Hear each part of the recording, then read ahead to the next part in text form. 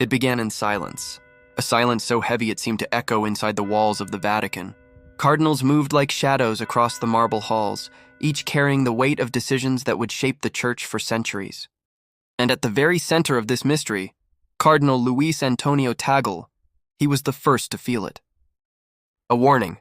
Not in thunder, not in fire, but in prayer. In May 2025, only days after the conclave that raised Robert Francis Prevost to the chair of Peter as Pope Leo XIV, Tagle sat down with Vatican News.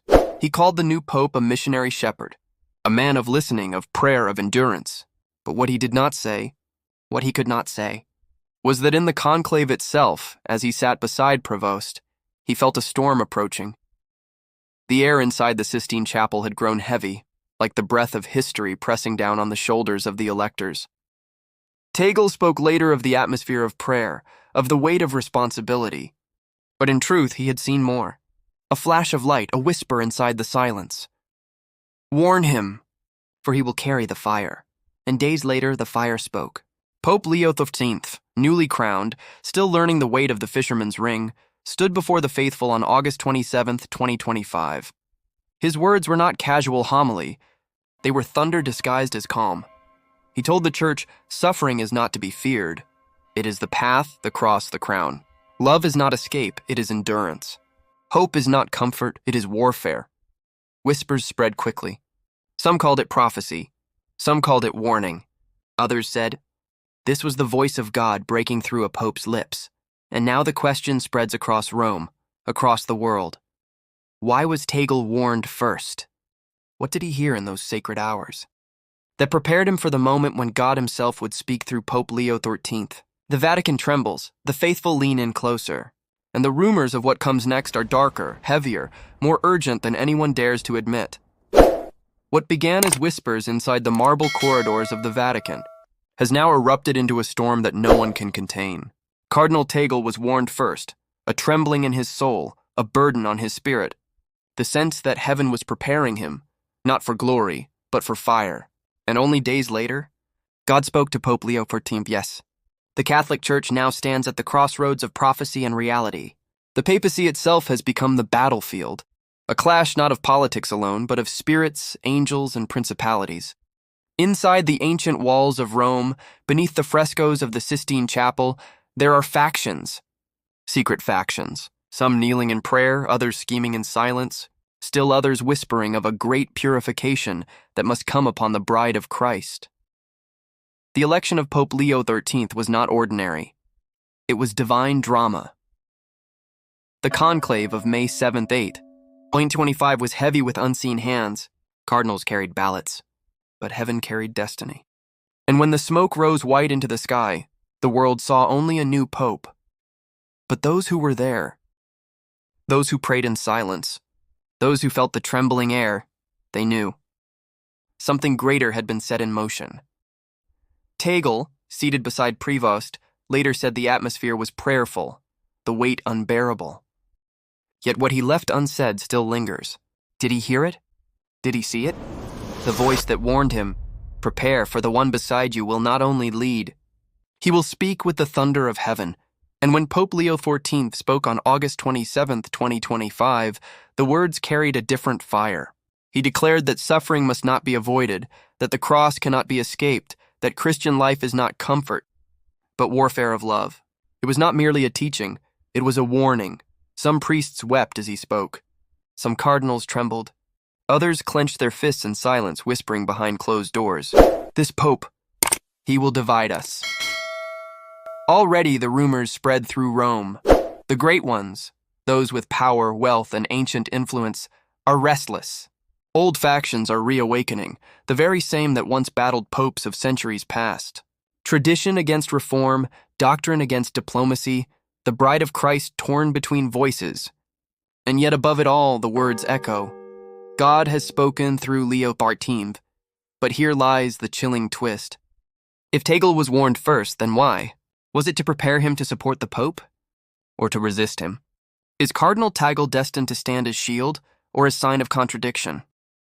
Vatican insiders whisper that visions, dreams, and strange coincidences have already begun surrounding both men, as if Christ himself is preparing his church for purification through fire. This is no ordinary moment. This is not politics. This is the spiritual battle of our age. Angels against demons, truth against lies, light against shadow within the very heart of the Catholic Church.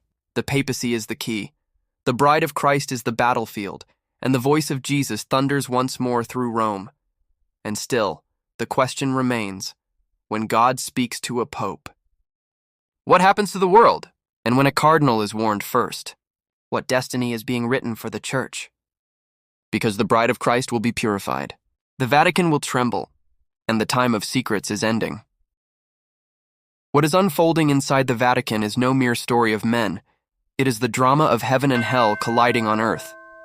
The Catholic Church, the papacy, the bride of Christ, now stands in the eye of a storm foretold by saints, whispered by mystics, and dreaded by demons. And it began with a warning to one man, Cardinal Luis Antonio Tagle.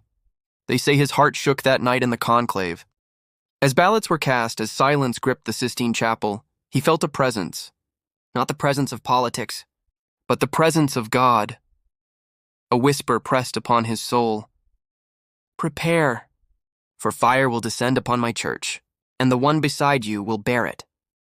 He later called Pope Leo XIV a missionary shepherd, a man of prayer, of listening, of decision. But what he did not say was the truth. He had been warned first. And then, the unthinkable. God spoke through the lips of Pope Leo XIV. His first messages were not of comfort, but of cross. His words cut through the silence of Rome like a sword. He told the faithful that suffering is not weakness. Suffering is the seal of Christ. Hope is not escape. Hope is endurance. Love is not cheap comfort. It is a battle against despair, against evil, against the very gates of hell. The crowd cheered, but in the shadows of the Vatican, jaws tightened. Certain cardinals whispered of danger. Ancient factions stirred. Those who had long manipulated councils and hidden documents, those who sought power in marble halls rather than holiness in prayer, they knew. A pope who speaks like this cannot be controlled, and so the clash of powers has begun. One side kneels at the altar of Christ, the other bows to the idol of ambition. It is not simply doctrine versus innovation. It is heaven against darkness inside the very heart of the bride of Christ. Remember this, the Church has faced storms before.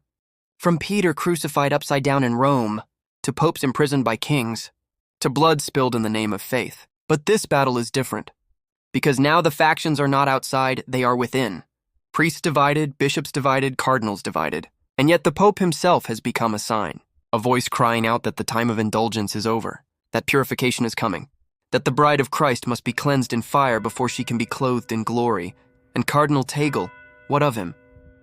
Some whisper he will stand as a loyal son, protecting Leo XIV. Others say he is destined to confront him, as Peter confronted Paul face to face, in a clash that will shake the foundations of Rome. The warning he received was no accident. He was chosen to hear it first, but why? Was he chosen as shield or as sword? Now the faithful tremble. Prophecy surges once more in whispers of Fatima, Garabandal, La Salette.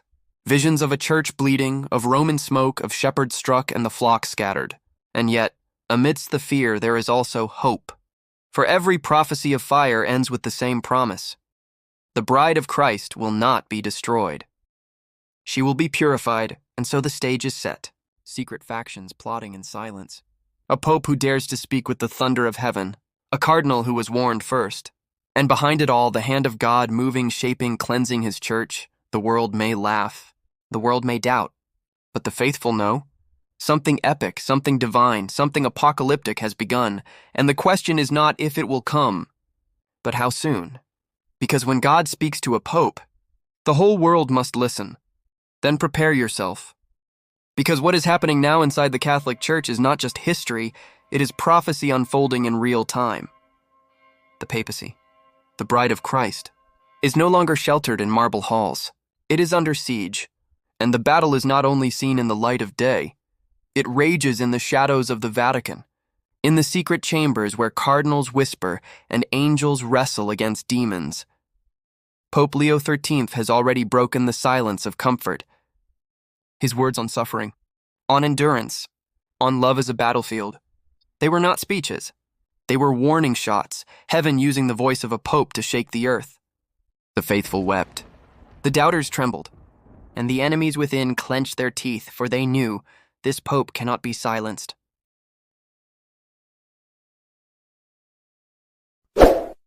And yet, what chills Rome most is not only what Leo XIV said, but what happened before he said it. Cardinal Tagle, the one so often called gentle, humble, prayerful, was warned first. He felt the weight. He saw the signs. He sat beside Prevost as ballots turned into destiny, as smoke turned into papacy. And in that silence, Tagle knew something greater than politics had entered the room. The question that haunts the Vatican today is simple. Why was Tagle warned? Heaven does not act without reason. Was he chosen to stand as ally, a prophetic witness, a shield for the Pope? Or is he destined to be the one who confronts him, the one who carries the burden of contradiction, the Peter who must resist Paul for the sake of the bride of Christ? Inside Rome, the whispers grow darker. There are cardinals who believe the purification is already here, that factions will split, alliances will crumble, and betrayal will strike the very heart of the church. They speak of hidden documents, long suppressed, that could shatter confidence if ever revealed. They speak of shadows behind the papal throne, forces that have worked for decades to twist the bride of Christ into a puppet of the world. And now, they fear Pope Leo XIV will tear the veil, that his voice, like a trumpet, will expose what has been hidden and force the church to face her greatest trial since the beginning. The faithful sense it too. Across the world, Catholics pray harder, cry louder, confess deeper. Some sense the end of indulgence, the beginning of fire. They speak of Fatima's warnings, of La Salette's tears, of Garibaldi's prophecy. They whisper, the time has come. The purification cannot be delayed. And still, in the midst of fear, there is a strange hope, for the bride of Christ has always passed through fire before glory. The martyrs were crushed, yet the faith exploded. Popes were imprisoned, yet the gospel spread. Empires rose and fell, but the church endured. And so it shall be again, but the drama is not finished. In fact, it is only beginning. Secret factions gather like storm clouds. The College of Cardinals is no longer united, but divided, torn between loyalty and ambition, between holiness and compromise. Some see Leo XIV as a prophet, others as a danger. And Tagle, the man who was warned first, now walks a line so thin it could break at any moment, because soon he must choose. Stand with the Pope and face the fury of the factions, or resist him and stand in the place of contradiction. Either path leads to fire. Either path leads to blood, and all the while the bride of Christ waits, trembling, wounded, yet destined to shine. For the prophecy is clear, the church will be purified. Not destroyed, but purified. And the voice of Jesus will not be silenced. This is no ordinary moment. This is the clash of powers. The Vatican trembling, the papacy shaking, the bride of Christ caught in the storm, and heaven watching, waiting, moving. The question now is not if the purification comes, but how it will strike. Through betrayal? Through division? Through a prophecy fulfilled before the eyes of the world? Because when a cardinal is warned first, and when a pope speaks with the fire of God, the world must prepare for what comes next. Then let the truth thunder. Because the time of silence is over. The bride of Christ in the Catholic Church has entered her night of trial. Rome itself feels it. The bells of St. Peter's still ring, but their echoes tremble as if warning of storms not yet seen. The papacy, the throne of Peter, the living heart of Christ's church on earth, has become the stage where prophecy, betrayal, and divine revelation collide. Pope Leo XIV stands at the center, chosen in May 2025 by the hands of men, yet sealed by the fire of heaven. His words are not ordinary. They cut through the air like lightning. Suffering is not to be avoided. Hope is not escape. Love is not comfort, but battle. When he spoke those words on August 27th, the world thought it was teaching. But the faithful knew it was a warning. Yet before the Pope thundered, a cardinal trembled. Luis Antonio Tagle, gentle, prayerful, respected across continents, was the first to feel heaven's hand. He sat beside Prevost during the conclave. He saw the ballots. He heard the silence. But what shook him was not politics. It was the unseen. A whisper not of men, but of God. He will carry the fire. You must prepare. Why Tagle? Why was he warned first? Rome does not know, but heaven does nothing without purpose. The burden placed on his soul was not for vanity, but for destiny. And now, all of Christendom asks the question, will Tagle rise as a shield for the Pope, or will he stand as the one who must resist him, as Peter once resisted Paul? Inside the Vatican walls, the factions are stirring, old alliances reawakening, secret groups plotting in silence, their ambition cloaked in robes of crimson. Some cardinals whisper that Leo XIV is too bold, too dangerous, too uncontrollable. Others kneel at his feet, calling him prophet, chosen, a pope for the purification. This is no longer simply governance. This is a spiritual battle. Angels at war over Rome, demons clawing at the bride of Christ, desperate to stain her gown before the wedding feast of the Lamb. Every decision in the Vatican now shakes the heavens. Every sermon, every decree, every gesture is weighed in the scales of eternity. And beyond Rome, the signs multiply. Strange alignments in the heavens. Nations unraveling in chaos. The faithful reporting visions, dreams, warnings. Prophecies long forgotten now rising again. Fatima. La Salette. Garabandal. Words of fire, tears of Mary, whispers that the final purification is near. The bride of Christ is trembling. The world watches. And the Vatican is split. Some say Leo XIV will lead the church through fire into glory. Others say his voice will shatter unity, tearing the flock apart before the world. But all agree the time of comfort has ended. The time of trial has begun, and Cardinal Tagle, the man warned first, walks in silence. His choice is coming. Ally or adversary? Shield or sword? His destiny tied not to his own desire, but to the fire of God now roaring through the papacy. The faithful sense it. The final clash is not years away. It is at the door. The bride of Christ will be purified. The Vatican will shake. The papacy will stand as a sign to the nations, and yet, the ending no one expects is this. The purification will not begin with enemies outside. It will begin within. The first blow of fire will strike not Rome's walls, but Rome's heart. A betrayal so deep, so shocking, so unthinkable, that even the angels will weep. And from that wound the bride of Christ will bleed, but in her bleeding she will shine. Because when God warns a cardinal, when God speaks through a pope, the world is not merely watching history. The world is watching the final act of prophecy unfold before their eyes.